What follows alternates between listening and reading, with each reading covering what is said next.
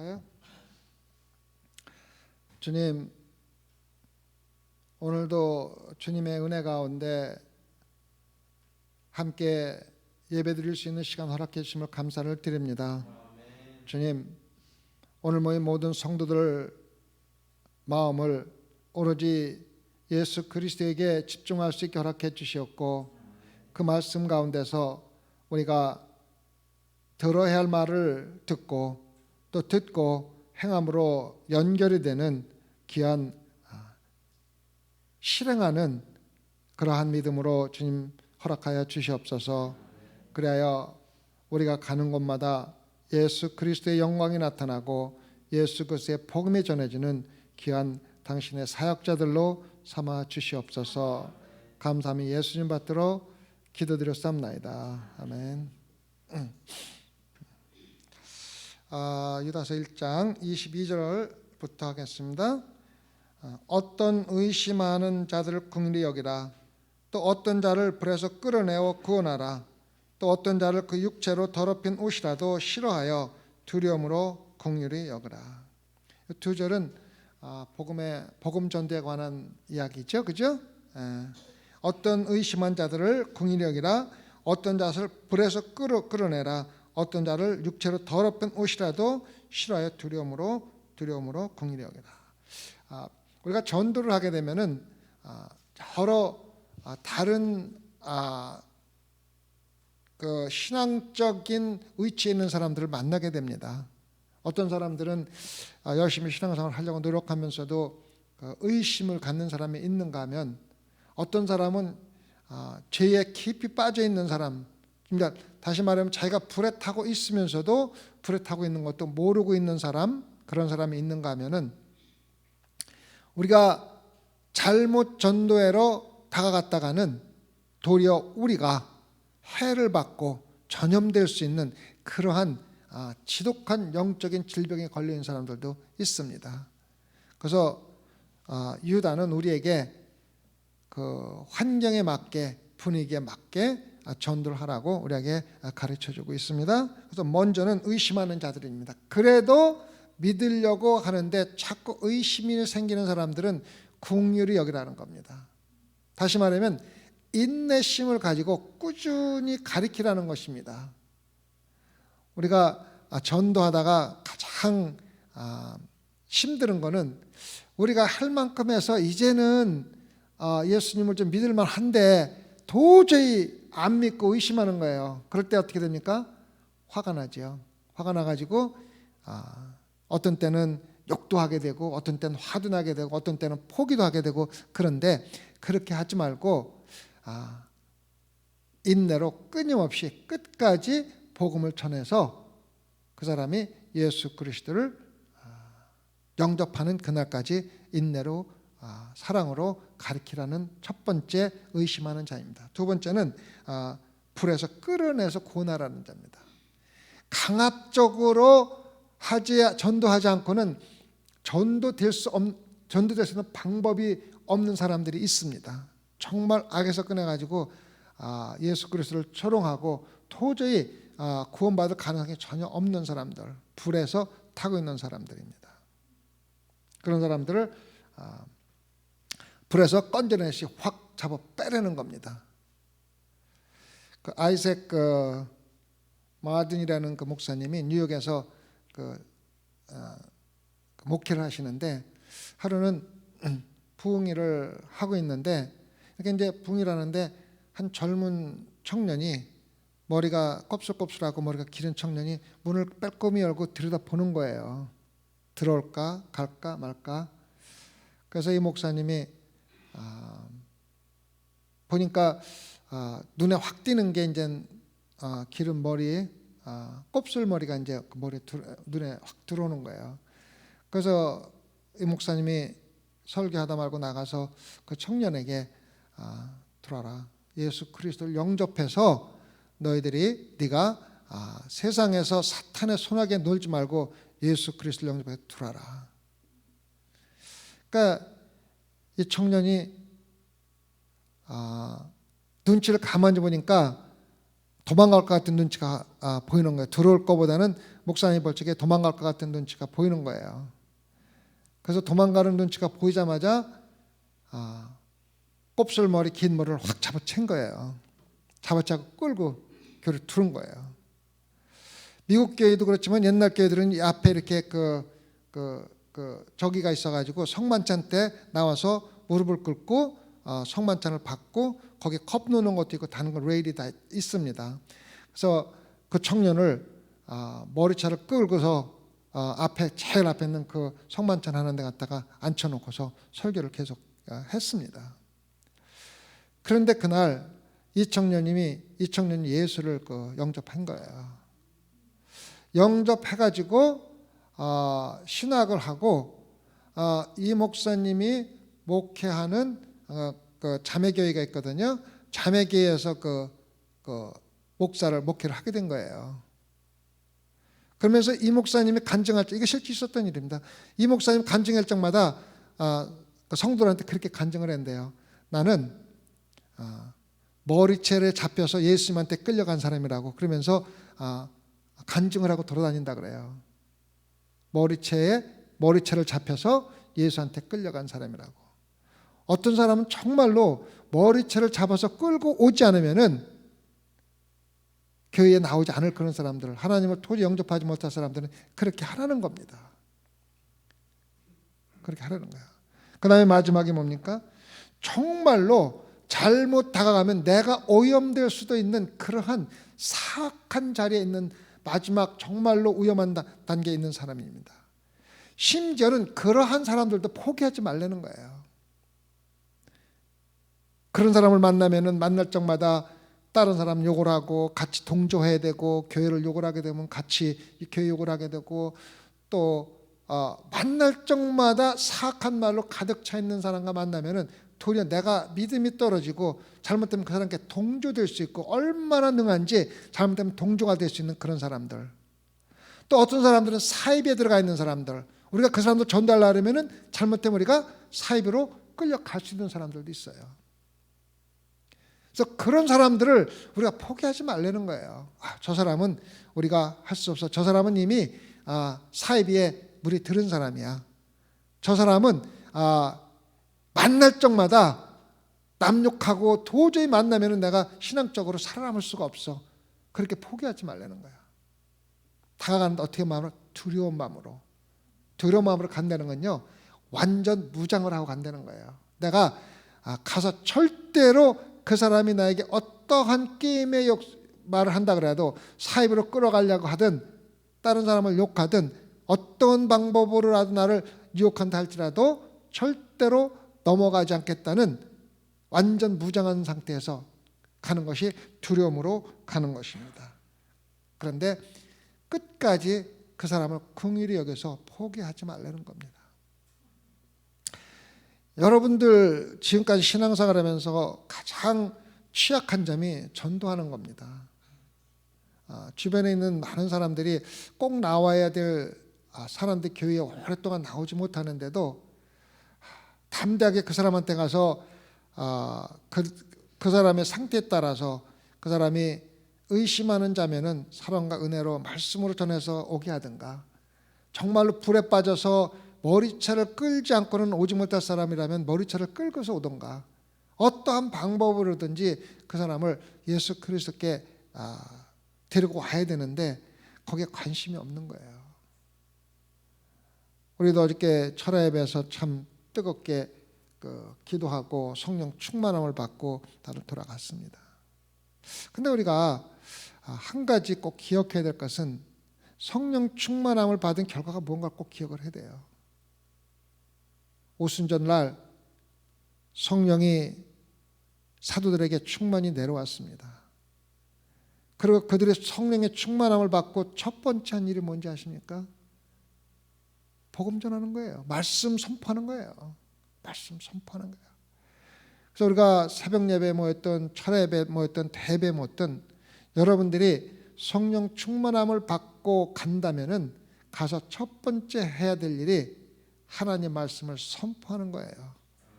그 사람이 전혀 교회에 나올 가능성이 없는 사람이든 정말 그 사람과 동조라면 악한 것을 배울 수 있는 사람이든 아니면 의심하는 자든 그 상태에 따라서 합당하게 복음을 전한 것은 우리가 매일매일 해야 될 성도들의 사명입니다.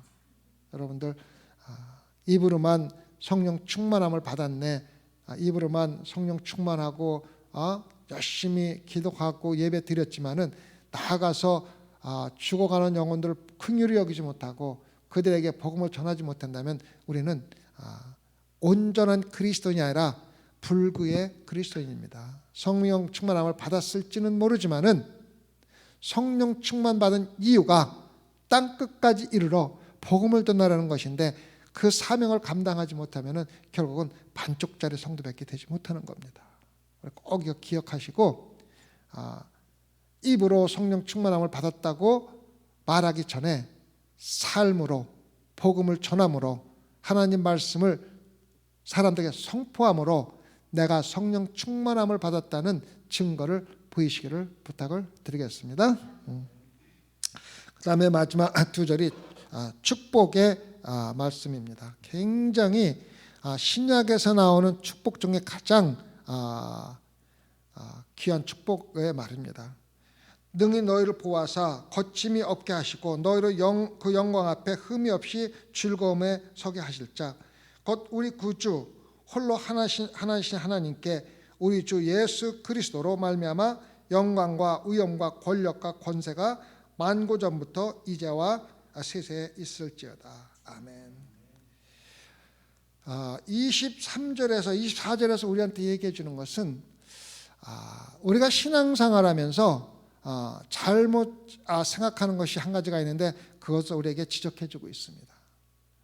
우리가 신앙생활하면서 항상 생각하는 것은 내가 열심히 하기 때문에, 내가 열심히 새벽 예배 나오고 열심히 대예배 나오고 열심히 다른 예배도 나오고 열심히 하나님의 일을 하기 때문에 내가 하나님 앞에서 온전히 설 수 있다고 생각하는 것을 버리라는 것입니다.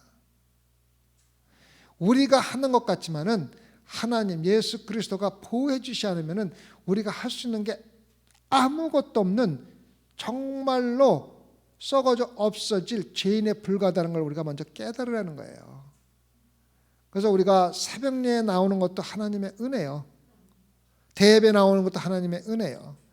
교회의 일을 할 수 있는 기회가 주는 것도 하나님의 은혜고 또 우리가 그렇게 할 수 있도록 보호해 주시고 인도해 주시는 분이 바로 예수 그리스도라는 걸 알고 우리가 예수 그리스도께 항상 감사하는 삶을 살려는 거예요.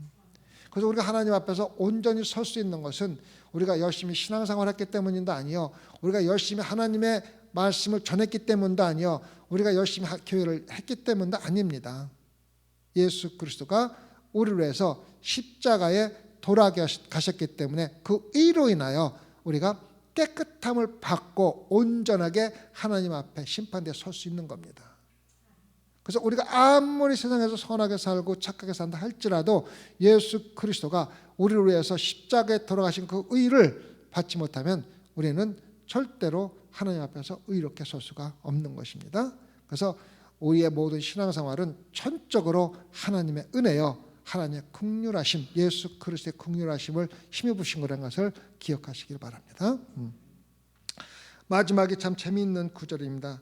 우리 구주 홀로 하나님이신 하나님께, 이 말은요 하나님 예수 그리스도를 통한 구원 외에 다른 구원이 없다는 겁니다. 내일 우리가 대예배 때 하는데 사도 베드로가 사내들인 공회 앞에서 뭐라 그럽니까?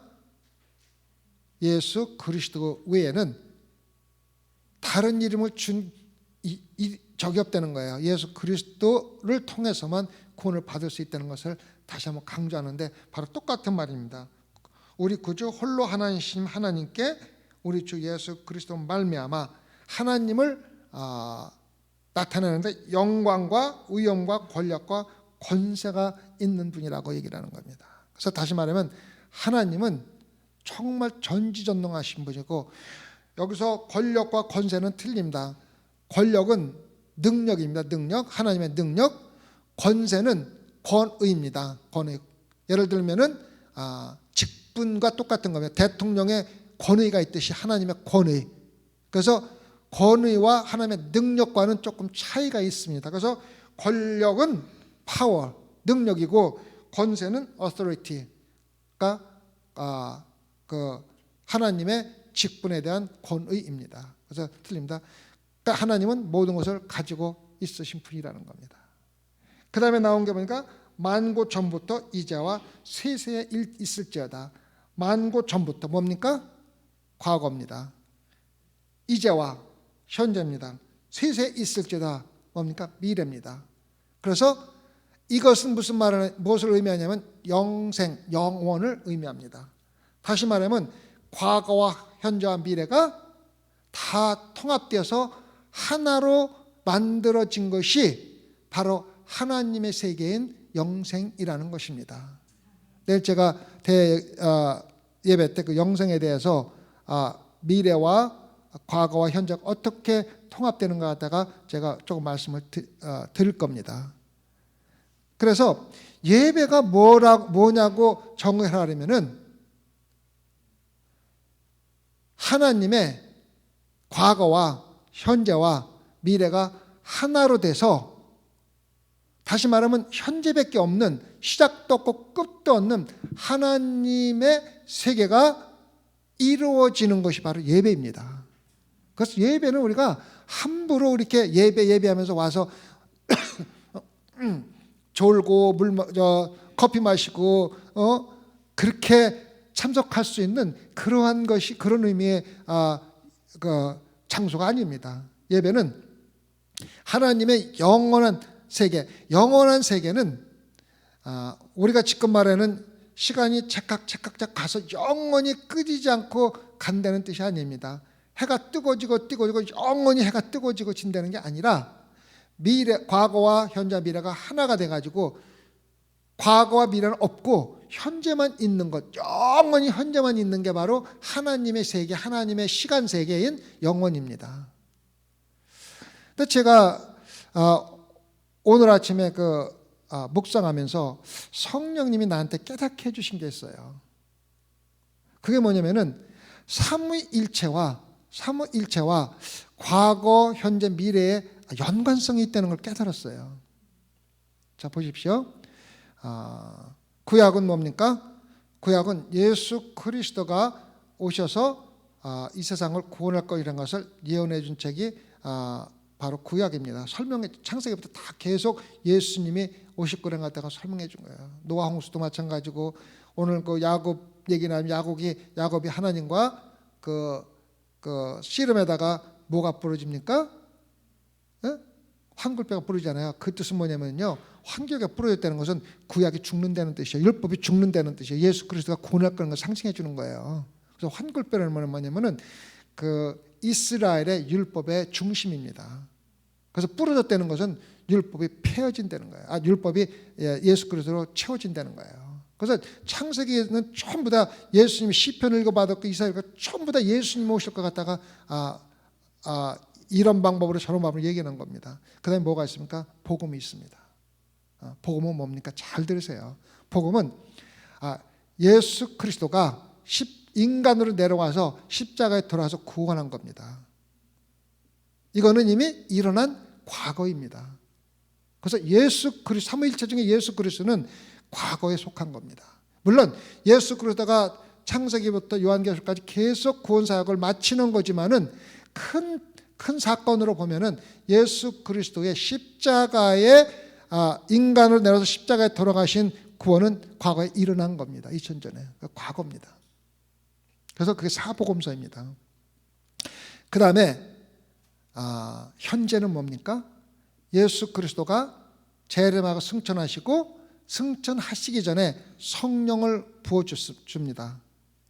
그래서 삼위일체 중에서 예수 그리스도가 승천했다는 것은 우리 인간적인 생각으로는 떠났다는 얘기거든요. 물론 함께 하시지만 떠난 거거든요. 그러면서 하나님 중에서 또 하나의 형태인 성령을 우리에게 주시겠다고 약속하시고 주셨습니다. 그래서 교회는 성령의 세대, 현재 시대입니다. 아시겠죠? 그래서 현재는 무엇이 나타나는가 하면 성령이 나타나는 겁니다. 아시겠죠? 그래서 사도행전과 사복음서는 실질적으로 성령이 다스리는 교회 시대이며 현재의 시대입니다. 그 다음에 미래가 요한계시록인데, 요한계시록은 뭡니까? 예수님의 보내는 7개 보내는 편지를 시작해서 주여 어서 오십시오, 예수님의 제 이름으로 마칩니다. 그런데 요한계시록이 말하는 것은 하나님의 나라, 영원한 하나님의 나라, 새하늘과 새 땅입니다. 그래서 하나님 아버지가 그 나라를 다스리며 우리의 눈물을 닦아주고 죽음도 없고 고통도 없는 나라가 세워지는 것이 요한계시록입니다. 그것이 바로 미래에 일어날 것입니다. 아시겠죠? 그래서 시대적으로 따져보면 삼위일체를 한번 제가 오늘 새벽에 말씀을 드리며 성령이 깨닫게 해준 것은 삼위일체가 설명하는데 많은 사람들이 물로도 설명을 하고 형태로서 여러 가지 설명을 하지만 제가 오늘 깨달은 것은 시대적으로 한번 설명을 해보자. 그래서 과거에 하나님 중에 삼위일체 하나님 예수 그리스도는 과거의 하나님. 다시 말하면은 십자가에서 이미 돌아가심으로써 우리 구원을 성취하신 하나님으로 설명을 하고, 그 다음에 성령은 지금 우리를 다스리는 현재의 하나님, 사도행전부터 유다서까지 나오는 하나님, 그 다음에 하나님 아버지를 미래의 하나님, 다시 말하면 새하늘과 새 땅으로 내려온 그 나라를 다스리는 하나님. 그래서 삼위가 새 하나님의 하나가 되는 시간이 언제냐면은 새하늘과 새 땅이 이루어지는 때입니다. 그때는 예수 그리스도도 임무가 다 끝났습니다. 왜? 예수의 사명은 뭡니까? 우리를 구원해 주시는 거 끝났잖아요. 그죠? 성령의 임무도 끝났습니다. 그래서 성령의 임무는 뭡니까? 복음을 땅끝까지 전하는 게 실질적으로 성령의 사명입니다. 그 복음도 전할 필요가 없는 거예요. 그래서 성령의 임무도 끝났습니다.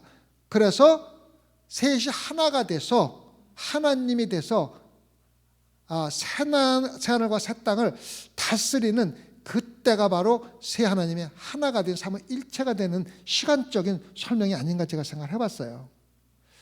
제가 나름대로 이것을 해석을 하면서 성령님이 깨닫게 해주시는 하나님의 말씀을 해석하는 것은 참으로 오묘하다는 걸 제가 오늘 새벽에 느꼈어요. 여러분 이해가 가죠? 시간적으로 따져보니까 삼위일체가 이해가 가죠, 그죠?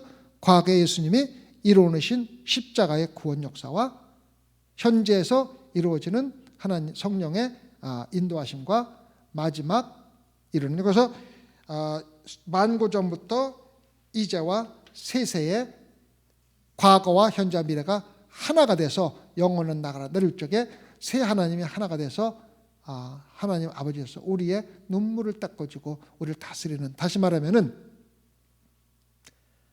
에덴 동산이 다시 이루어지면서 하나님과 우리가 한 가족으로 교통도 하고 이야기도 하고 우리에게 손도 잡고 이야기도 할 수 있는 그러한 세계가 오늘 때가 그때가 삼위가 하나가 되는 그러한 새하늘과 새 땅이 되는 거라고 저는 그렇게 생각을 해봤습니다. 근데 이해가 잘 갑니다. 우리가 축도를 하게 되면은 세 분의 이름이 나오고 예수 그리스도 하나님 아버지 그다음에 성령이 나오고 이제로부터 영원히 함께할지어다. 그 말은 뭐냐면은 우리가 하나님의 영원한 나라에 영원한 시간대에 들어가도록 축도하는 겁니다.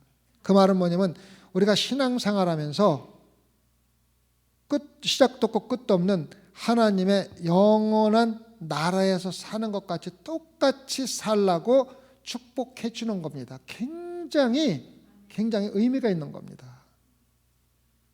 그런데 이 세상에서 그 삼위일체가 과거, 현재, 미래가 하나가 돼서 영원한 시간을 경험하는 것이 바로 예배입니다. 어떻게 제가 이런 말씀을 드리니 내일 제가 설명을 또 할 겁니다. 근데 그 그 이유는 뭐냐면은 우리가 예배 드릴 때 누구를 근거로 예배를 드립니까? 예수 그리스도의 십자가의 죽으심과 구원을 통해서 예배를 드리지 않습니까? 그리고 현재 성령의 인도하심에 따라서 예배에서요, 예배 드릴 때 성령이 빠지면요, 그건 예배도 아니에요. 그건 모임이에요. 그냥 회의예요, 회의. 그래서 현재 예배 드리는 걸 주관하시는 분은 성령님입니다. 그 다음에 우리가 예수 그리스도의 구원과 성령의 인도하심을 예배 드릴 때 어떠한 소망을 갖습니까? 영원한 새 땅하는 소망을 가지고 있지 않습니까? 그래서 과거와 현재 미래가 하나로 합쳐지는, 다시 말하면 영원한 시간이 이루어지는 때가 바로 예배 시간입니다. 그래서 예배는 우리가 영원한 하나님의 나라를 경험하고 맛보고 체험하는 귀한 시간인 그것을 깨닫지 못하면요, 예배 시간이 너무 험한 겁니다.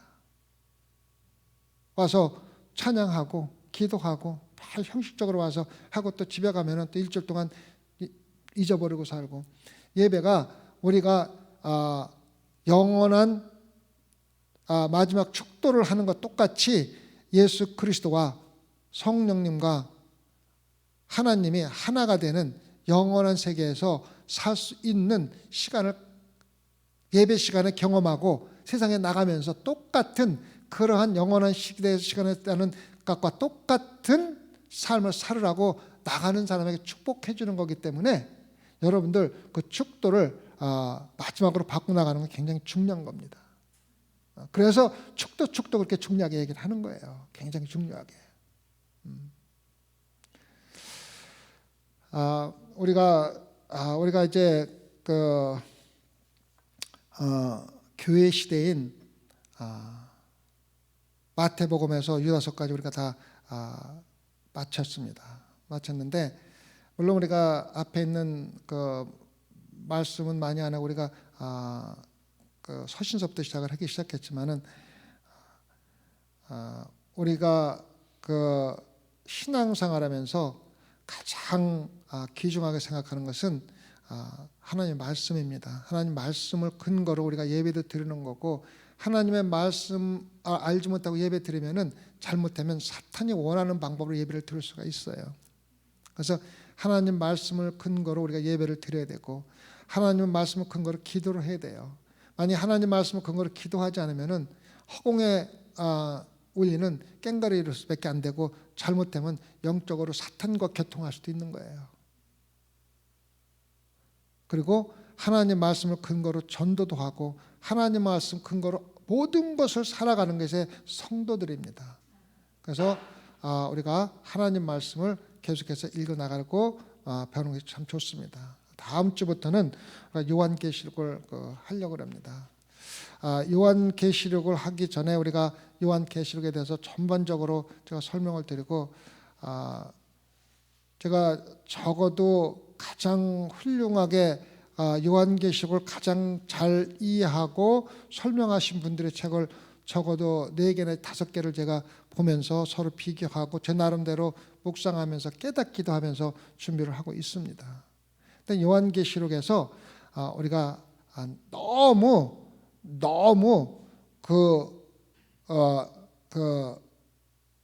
잘못된 것만 치중하면서 전체적인 하나님이 이렇게 주는 메시지를 놓쳐버리면은 요한계시록은 이해할 수도 없고 읽을 수도 없습니다. 그래서 다음 주부터는 제가 전반적으로 요한계시록을 읽으면서 이해하고 깨달아야 될 것을 말씀을 드리고, 그것을 근거로 해서 제가 1장부터 마지막 예수 어서 오십시오 하는 마지막 9절까지 제가 설명을 드리겠습니다. 기도하실까요? 하나님, 주님의 은혜 가운데 교회 시대인 하나님의 복음서와 또한 사도행전 또 서신서 모두를 읽고 함께 나눌 수 있게 허락하신 주님의 은혜에 감사를 드립니다. 주님, 이제 요한계시록을 함께 읽고 묵상하며 이해하려고 노력할 때 성령님께서 지혜를 주시고 깨달음을 주셔서 요한계시록이 정말 우리 신앙생활에 얼마나 귀한 말씀인지를 깨달아 알게 허락하여 주시옵소서. 그래야 우리 새벽 예배에 모이는 모든 성도들이 정말로 하나님의 나라를 갈망하며 소망하며 주여 어서 오십시오 자신 있게 말할 수 있는 그러한 믿음의 신앙생활을 할 수 있도록 주님 도와주시옵소서. 감사하며 예수님 받들어 기도드렸사옵나이다. 아멘. 아멘.